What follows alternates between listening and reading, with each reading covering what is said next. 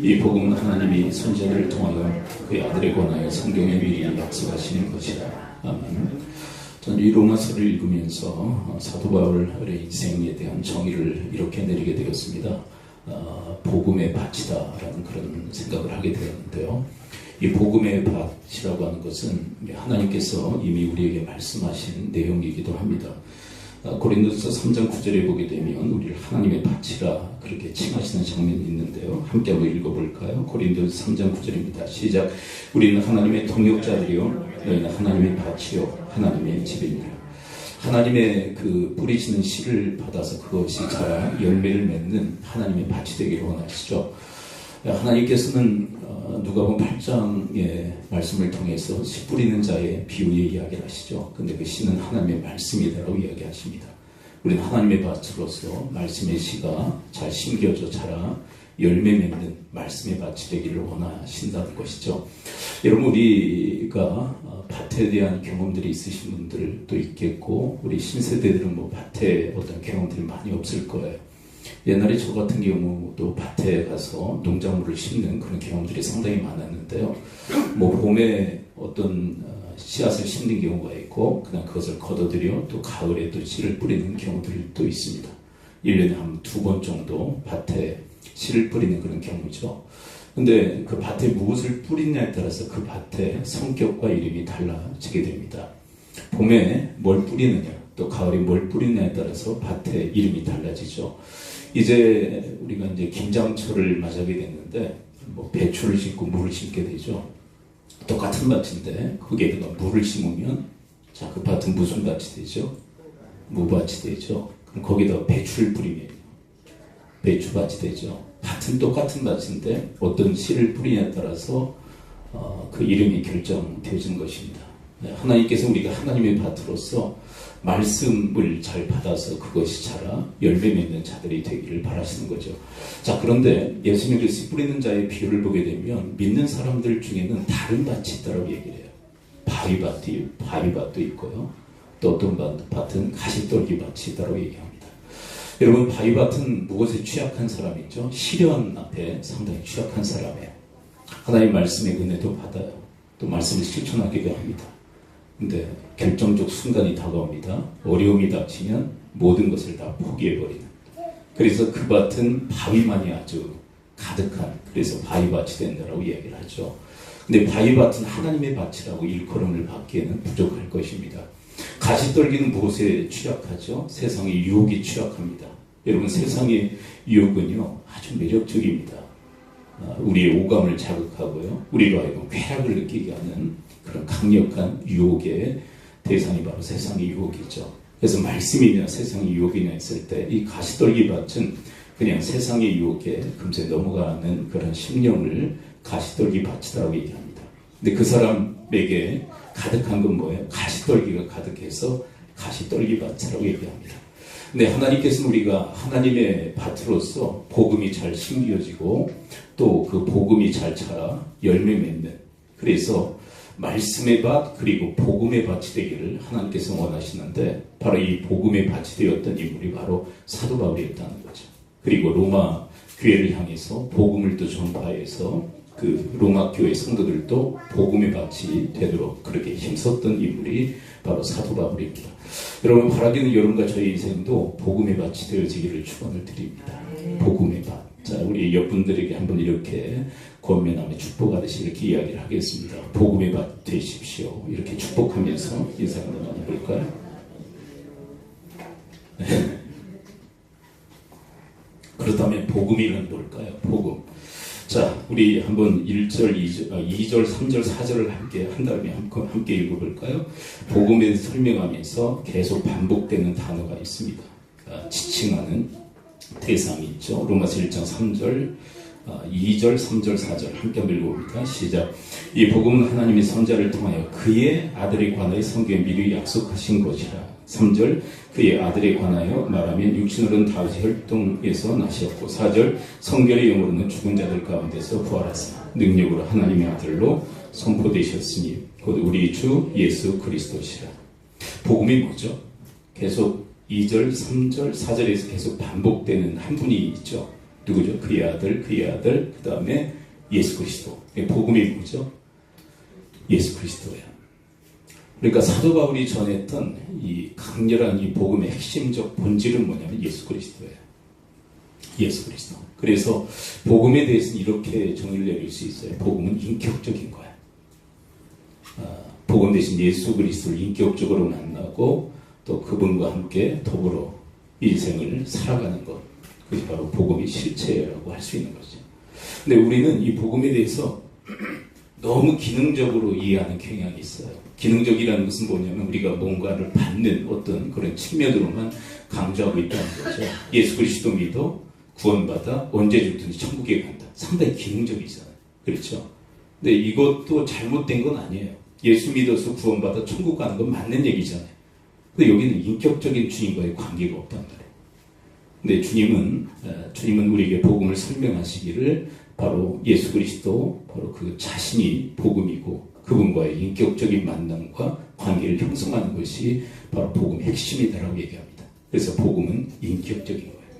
자, 한번 그와 관련된 아주 핵심적인 말씀 요한계시록 3장 20절을 함께 들여다보도록 할까요? 3장 20절 함께 읽어봅니다. 시작.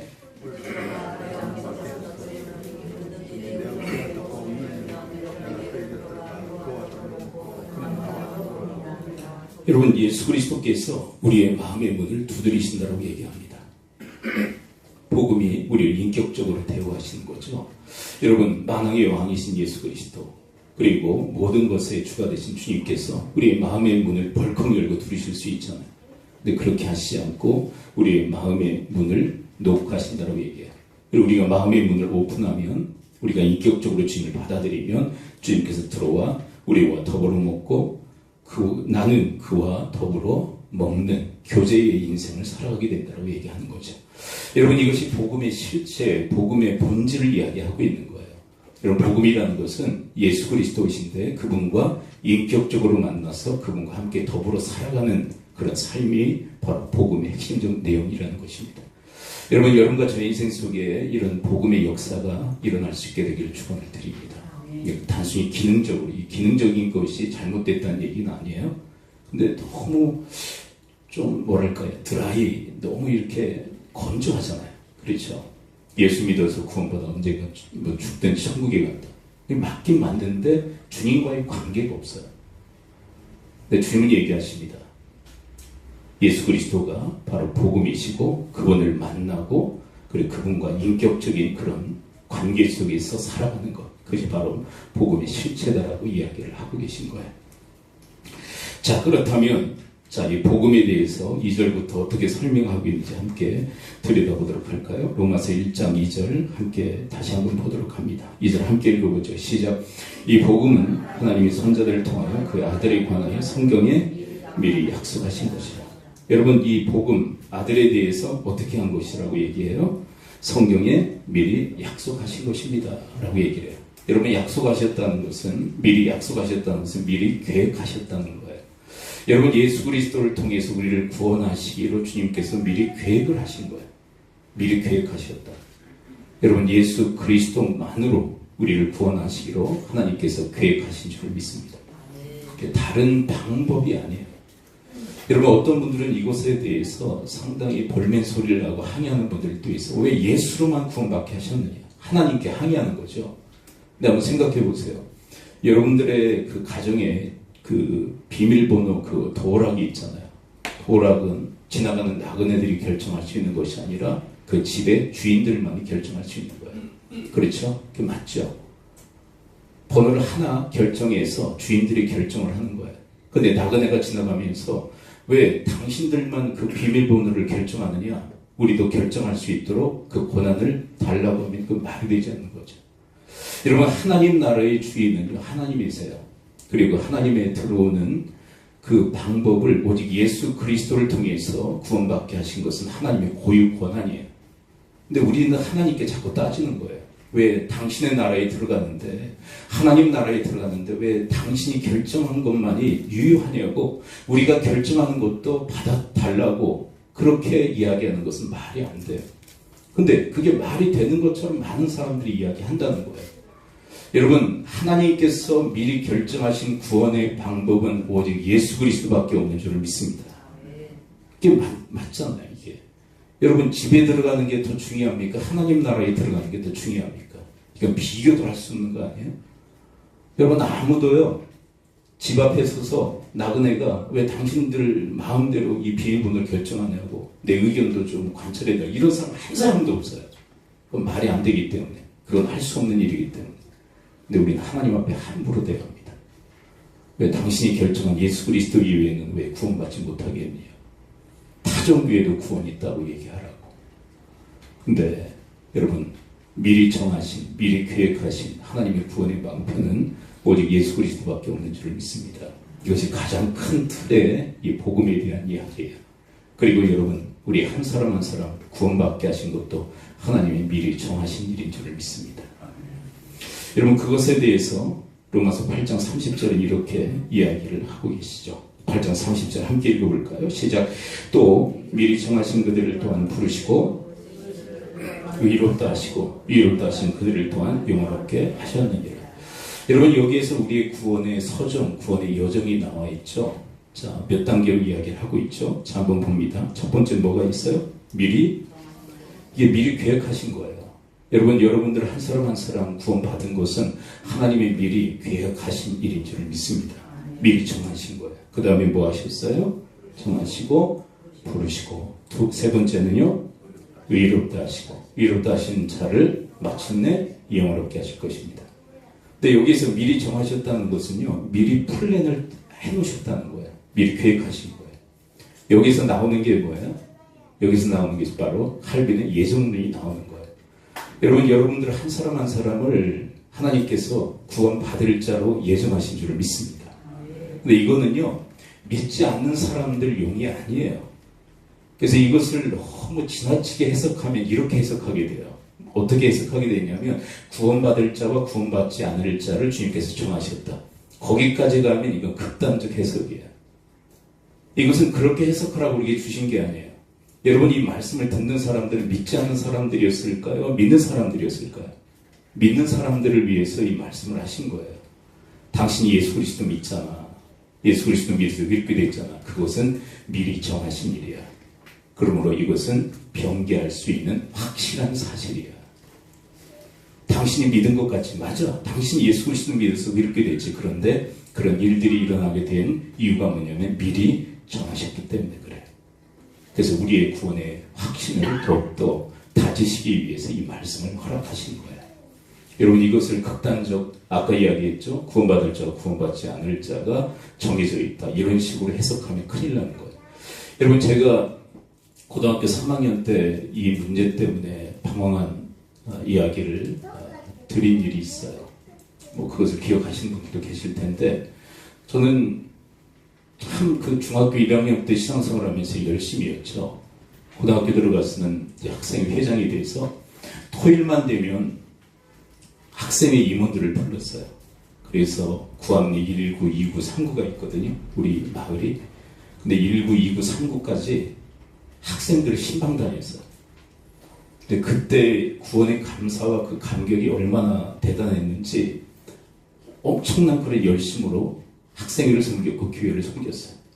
근데 여러분, 심지어 믿는 애들 집만 신방한 게 아니라 교회 안 나오는 학생들도 신방할 정도였어요. 그래서 가서 복음을 전하고 하나님 말씀을 전하고 교회에 오라고. 그런데 제가 언제 시험에 빠졌냐면 고등학교 3학년 때 시험에 들었어요. 어떤 시험이냐면, 내가 이렇게 열심으로 신앙생활을 하는데 내가 만일 구원받지 않기로 결정되어졌다면, 내가 구원받지 않도록 정해졌다면 내 이 모든 수고가 다 수포로 돌아가는 게 아닌가, 그런 의구심을 갖게 되었어요. 그래서 하나님을 한번 시험해 봐야 되겠다. 하나님이 정말 나를 택정하셨는지 아니면 택정하지 않았는지 한번 시험해 봐야 되겠다. 그리고 고등학교 3학년 때 예배당에 가서 하나님께 정식으로 빠이빠이를 했습니다. 하나님, 저 지금부터 교회를 떠날 것입니다. 주님도 떠날 것입니다. 택정하셨다면 저를 부르시고 택정하지 않으셨다면 그냥 내버려 두십시오. 그리고 나갔어요. 그리고 며칠 만에 큰 교통사고가 일어나서 주님 앞에 돌아오는 일이 일어났죠. 여러분, 그런데 모든 사람들이 이런 과정을 겪어야 된다는 이야기를 말씀드리는 게 아니에요. 여러분, 예정론에 대한 잘못된 해석이 이런 결과들을 초래하게 된다는 거예요. 여러분 그 당시에 이 말씀을 제대로 해석했다면 저는 그렇게 방황하지 않았을 거예요. 나를 택하셨는지 택정하지 않았는지 그냥 실험을 통해서 확인할 수 있는 것이 아니라 말씀을 통해서 확인할 수 있었던 거예요. 내가 예수 그리스도를 지금 믿고 있다면 뭐 한 거예요? 여러분, 내가 예수 그리스도를 지금 믿고 구원의 확신을 가지고 살아가는 것은 이미 주님께서 나를 향해서 뭐 하신 것입니까? 미리 정하신 거예요. 그래서 말씀을 통해서 이것을 확인할 수 있도록 이렇게 미리 계획하신 이 플랜에 대해서 우리에게 말씀하고 있는 거예요. 그리고 예수 믿으십니까? 여러분들을 주님께서 창세전에, 성경에서 얘기합니다. 창세전에 구원 받도록 정하신 줄을 믿으시기 바랍니다. 이것을 우리로 하여금 확신시키시기 위해서 주님의 플랜을 우리에게 오픈하고 계신 거예요. 그리고 여러분, 이 주님의 이 마스터 플랜, 우리 구원의 계획을 왜 오픈하시느냐면 궁극적으로 어떻게 될 것인가를 보여주기 위해서 그래요. 그러니까 원인이 뭔가를 보여주시고 그 다음에 궁극적으로 우리가 이루게 될 귀결지, 마침내 도달할 곳이 어딘지를 보여줌으로써 그 삶의 방향을 결정할 수 있도록 돕기 위해서 주님의 플랜, 마스터 플랜을 보여주시는 거예요. 우리가 궁극적으로 도달할 곳은 어디일까요? 우리 8장 30절 다시 한번 읽어보도록 합니다. 주님의 마스터 플랜, 구원에 대한 마스터 플랜이에요. 다시 한번 읽어봅니다. 8장 30절 시작. 또 미리 정하신 부르시고 버리신 그들을 또한 의롭다 하시고 의롭다 하신 그들을 또한 영화롭게 하셨느니라. 여러분, 궁극적으로 우리가 도달할 귀착지가 어디라고요? 도착지가 영화롭게 하신다. 영화가 뭘까요? 예수 그리스도의 형상을 완전하게 회복하는 때를 의미합니다. 여러분, 주님께서 다시 오실 때 우리의 죽은 몸도 부활할 뿐만 아니라 우리 내면에 예수 그리스도의 형상이 완전하게 회복되는 역사가 있게 되어질 줄 믿습니다. 그러니까 주님의 구원받은 자들을 향한 주요 관심사가 어디에 있다는 거예요? 하나님의 형상을 회복하고 예수 그리스도를 닮는 일에 주님의 주요 관심사가 있다는 거예요. 그런데 여러분, 왜 하나님께서는 완벽하게 예수 그리스도의 형상을 왜 회복하기를 원하실까요? 여러분, 하나님의 그 마스터 플랜을 성경을 통해서 보게 되면요, 새하늘과 새 땅을 주님께서 만드시겠다고 얘기합니다. 근데 그 새하늘과 새 땅은 무엇과 맞닿아 있느냐면 에덴 동산에서 아담과 하와가 타락하기 전에 그 낙원과 맞닿아 있어요. 근데 여러분, 그 완벽한 하나님의 나라가 완성되어졌을 때 우리의 형상이 여전히 회복되지 않고 파괴된 상태로 그 나라에 들어가게 되면 어떻게 될까요? 그 나라를 엉망으로 만들게 될 거예요. 여러분, 우리를 하나님의 형상으로 지으신 목적이 뭐죠? 하나님을 대신해서 하나님이 만드신 세상을 통치하고 다스리게 하시기 위해서 하나님의 형상대로 우리를 지으신 거예요. 여러분, 그 일을 주님께서 다시 하기를 원하세요. 새하늘과 새 땅, 완전한 하나님 나라에서 완벽하게 회복된 그 하나님의 형상으로 그 새하늘과 새 땅을 우리가 다시금 다스리고 통치하기를 바라시는 거예요. 그런데 여전히 우리가 영원하지 못하다면, 우리 안에 하나님의 형상이 회복되지 못했다면 그 새하늘과 새 땅을 망치고 엉망으로 만드는 장본인이 될 수밖에 없을 거예요. 그래서 주님께서 우리를 향하신 구원의 여정에서 궁극적인 그 마침표에 뭘 이루시기를 원하시느냐면 우리의 형상이 완벽하게 그리스도의 형상으로 회복되기를 원하십니다. 여러분, 이것을 아는 사람들은 무엇에 주력하며 인생을 살아갈까요? 인생에 필요한 것 많죠. 우리의 바람도 많죠. 그런 것들이 다 중요해요. 중요하지 않다고 말씀드리는 것이 아닙니다. 그런데 그런 것들이 다 중요하지만 이 하나님의 이 구원의 마스터 플랜을 알게 되면 궁극적으로 우리에게 이루시기를 원하시는 바가 뭔지를 깨닫게 되면 그것을 위해서 살아가게 돼 있어요. 여러분, 마침내 주님께서 우리를 완벽하게 하나님의 형상으로 회복하실 때까지 주님의 형상을 닮아가는 여러분과 제가 되어지기를 축원을 드립니다. 근데 우리는 이런 얄팍한 생각을 할 수 있겠죠. 언젠간 완벽하게 만들어 주실 텐데. 자, 한번 여쭤볼게요. 어떤 사람은 조금 예수님 닮다가 마침내 완벽하게 되는 사람이 있고요. 어떤 사람은 많이 성숙하다가 완벽하게 되는 경우가 있어요. 이 사람들 다 구원이 있습니까? 없습니까? 어렵습니까? 질문이? 다 구원받은 자들이에요. 그리고 다 완벽하게 됩니다. 다 100% 완벽하게 돼요. 그렇죠? 맞죠? 근데 주님께서 원하시는 건 뭐냐면 나중에 완벽하게 하실 거니까 내가 노력할 필요가 뭐가 있어. 그냥 살다가 완전하게 하실 때 동참하면 되겠지. 근데 그게 어떤 생각이냐면 비성숙한 생각이에요. 여러분, 주님께서는 우리에게 성숙한 생각을 요구하십니다. 너희들을 영화롭게 할 거야. 너희들의 몸과 너희들의 마음도 그리스도의 형상을 닮아 완전하게 만들 거야. 그런데 그때까지 그리스도의 형상을 닮아 자라고 또 자라기를 주님께서 바라십니다. 여러분, 이런 주님의 이 구원 계획에 온전히 동참하는 여러분과 제가 되어지기를 축원을 드립니다.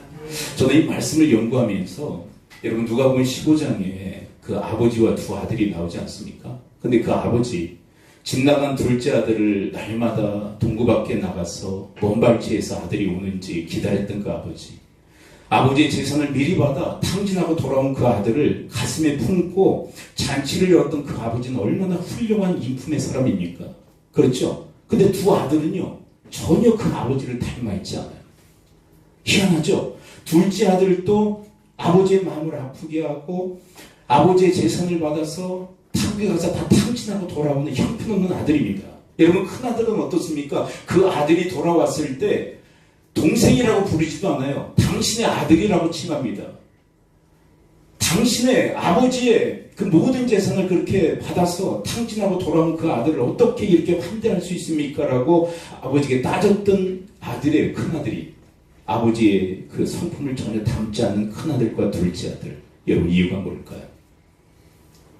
여러분, 그 큰아들과 둘째 아들이 현 시대를 살아나가는 우리의 자화상이라는 거 아세요? 우리도 여러분, 두 아들에게 훌륭한 아버지가 있었듯이 우리에게도 훌륭한 아버지가 계시잖아요. 하나님 아버지.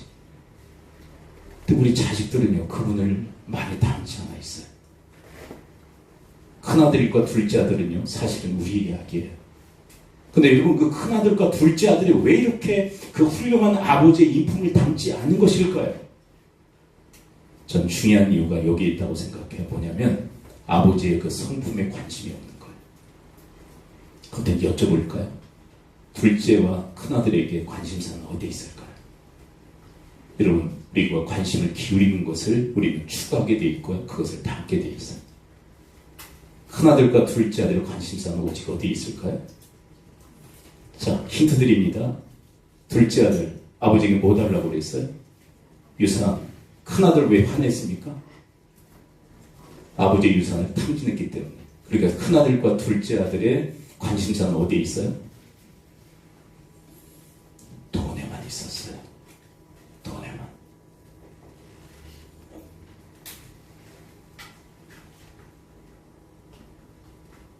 여러분, 우리가 이 땅을 살아나가면서 성경은 계속 강조합니다. 하나님의 마스터 플랜. 정하시고 부리시고 위롭다 하시고 영화롭게 할 거야.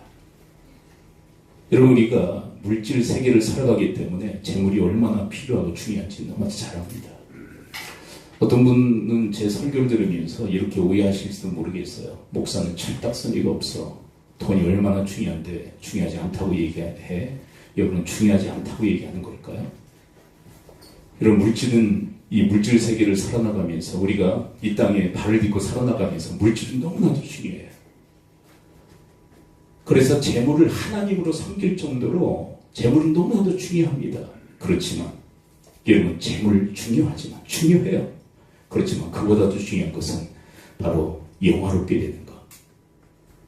그 아들 예수 그리스도의 형상을 닮아가는 것이 무엇보다도 중요한 줄 믿습니다. 그렇다면 여러분, 이 땅에서부터 여러분, 완전한 하나님의 나라가 도래했을 때, 완전한 하나님의 나라, 새하늘과 새 땅이 창조되어졌을 때 완전히 회복된 그 하나님의 형상으로 그 새하늘과 새 땅을 통치하고 다스리도록 주님께서 만드실 거예요.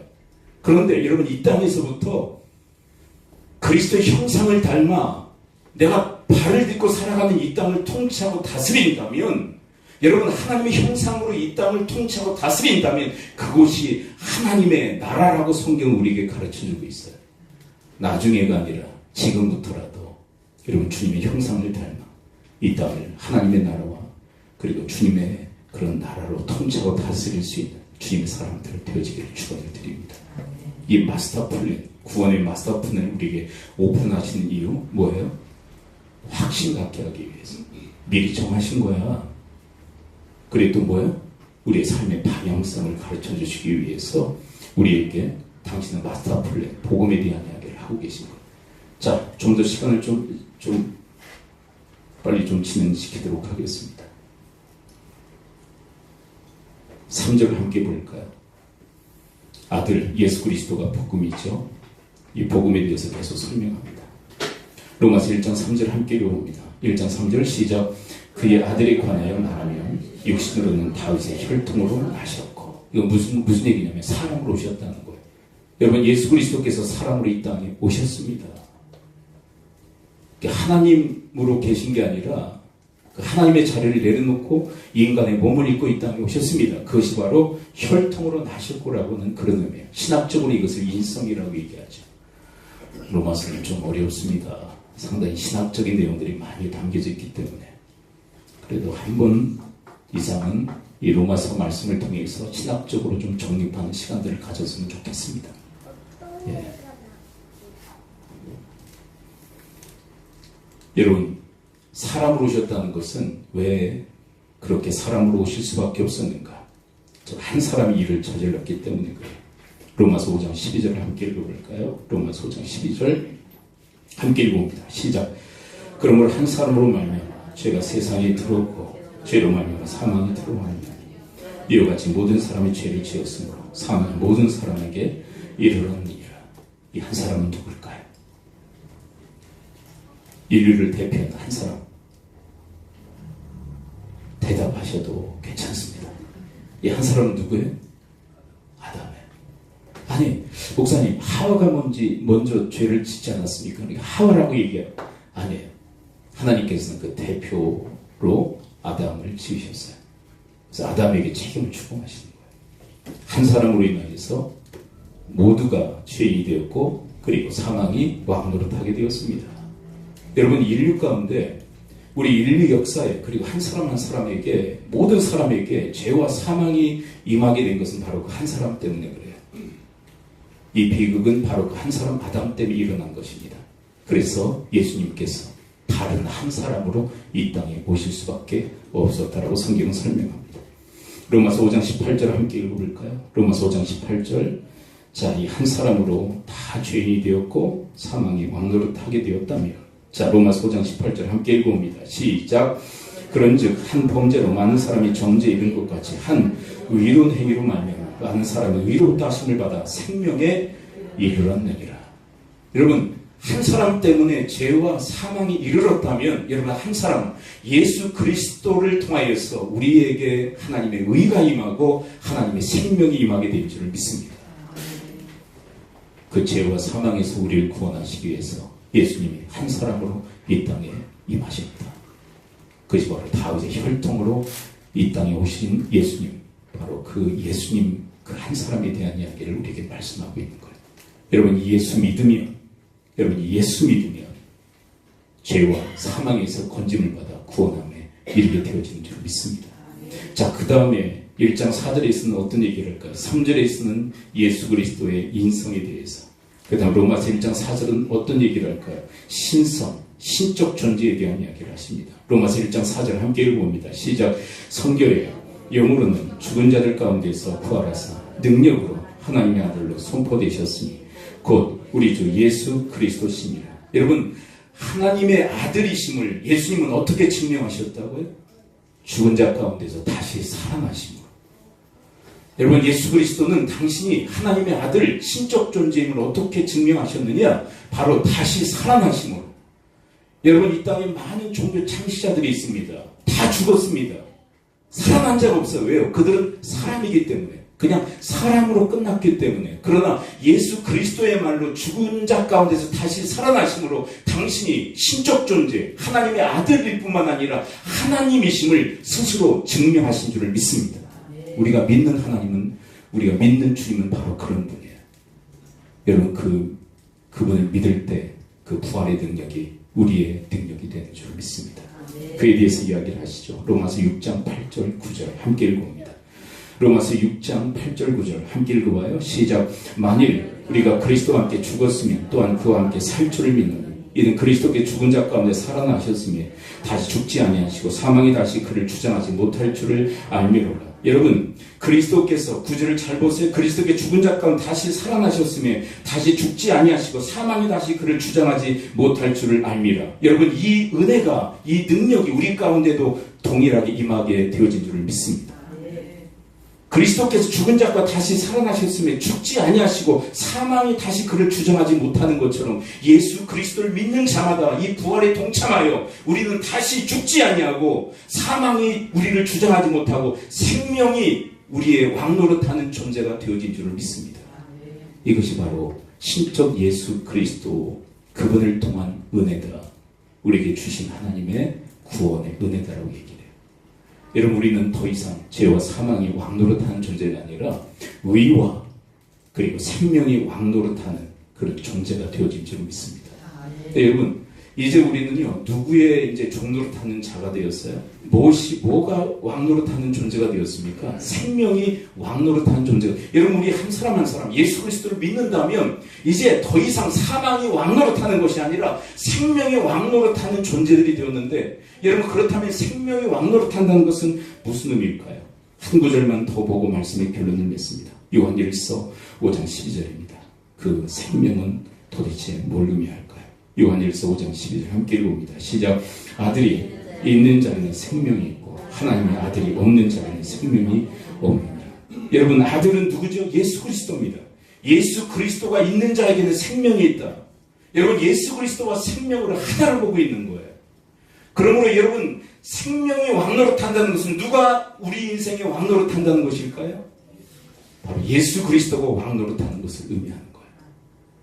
여러분, 우리는 이제 사망이 왕노릇하는, 사망이 지배하는 인생을 살아가는 것이 아니라 생명 대신 예수 그리스도께서 우리를 통치하고 다스리시는 그런 인생의 삶을 살도록 부르심을 받은 존재들인 줄 믿습니다.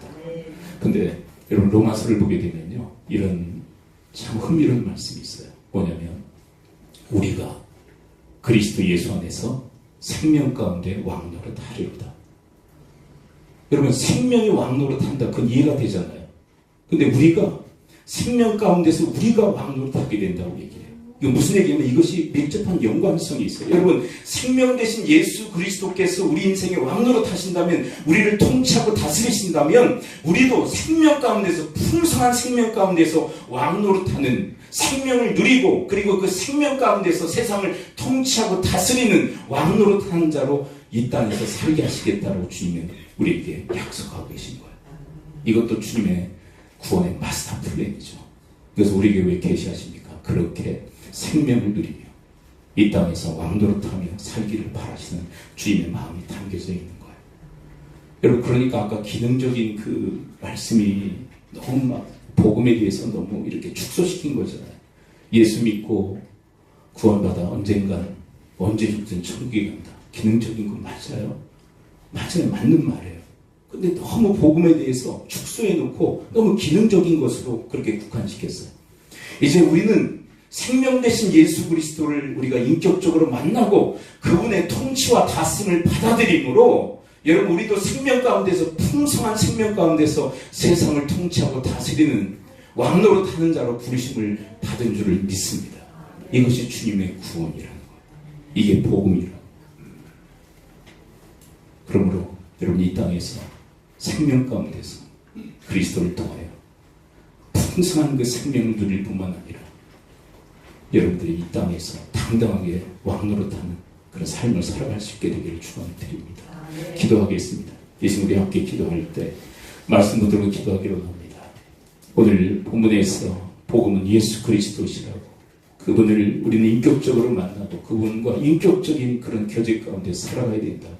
그리고 그 복음 대신 예수 그리스도는 사람으로 오셨다고. 한 사람 아담으로 인하여서 이 땅에 비극이 찾아왔다면 그 비극을, 그 문제를 해결하시기 위해서 예수님께서 한 사람으로 오셔서 죄와 사망에서 우리를 건지셨고, 그리고 의와 생명의 왕노릇하는 그 아래에 우리를 놓으셨고, 그리스도께서 다시 살아나심으로 우리에게 새 생명을 얻게 하셨는데, 바로 그 새 생명 대신 예수 그리스도의 통치와 다스림을 받아 이 땅에서 풍성한 생명을 누릴 뿐만 아니라 그리스도 예수 안에서 이 땅에서 왕노릇하는 그런 왕권의 사람들이 되어지도록 하나님 도우시고 인도해 달라고 우리 합심하여 주님 앞에 말씀으로 기도하며 나가도록 하겠습니다. 아버지 하나님, 오늘 말씀해 주시니 감사를 드립니다.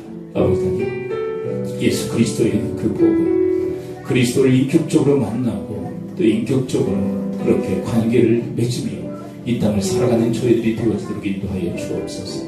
그리스도께서 한 사람으로 이 땅에 오신 것은 한 사람 아담으로 인한 비극의 문제를 해결하시기 위함인 줄을 믿습니다. 아버지 하나님, 죄와 사망의 우리를 건지시고 그리고 의와 생명의 아래에 놓으시기 위해서 주님께서 한 사람으로 이 땅에 오신 줄을 믿습니다. 주님께서 죽으셨지만 다시 살아나심으로 신적 존재임을, 하나님의 아들임을 증거하실 뿐만 아니라 그 부활의 저희들도 동참하게 하시사 아버지 하나님, 생명이 왕노릇하는, 그리고 그 생명 아래에서 저희들 또한 아버지 하나님 왕노릇하는 자로 부르셨다 하셨사오니 이 땅에서 아버지 하나님 그 풍성한 생명을 누릴 뿐만 아니라 그리스도로 말미암아 생명이 왕노릇하는 자들이 되어지도록 주님 저희들을 도우시고 인도하여 주옵소서.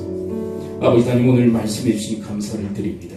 예수 그리스도께서 한 사람으로 이 땅에 오셔서 죽으시고 다시 살아나심으로 아담이 지었던 그 죄와 사망에서 우리를 건지실 뿐만 아니라 의와 생명의 왕노릇 하는 자로 주님께서 저희들을 부르시고 구원하여 주신 줄을 믿습니다. 이제 생명 대신 예수 그리스도의 그 왕권을 인정하며 그의 통치와 다스림을 받게 하여 주옵시고, 그로 말미암아 그리스도로 인하여 이 땅에서 생명으로 왕노릇하는 주님의 사람들로 주님 저희들을 세우시고 인도하여 주옵소서. 복음을 받아 구원을 받았을 뿐만 아니라 그 복음의 능력을, 그리고 그 복음의 생명을 풍성히 누리는, 그리고 그것을 전파하는 자들이 되어지도록 주님 저희들을 도우시고 인도하여 주옵소서. 여러분들 아픈 부위에 손을 얹으십시오. 그리고 감동 주신 분 한 분을 가슴에 품으시고 손을 얹으십시오. 내가 주 예수 그리스도의 이름으로 명하는 이 모든 질병의 세력은 이 시간부로 다 묶여를 박아 떠나갈지어다. 고침 받을지어다. 강건의 복이 임할지어다. 예수 그리스도의 이름으로 축복하며 기도합니다. 아멘.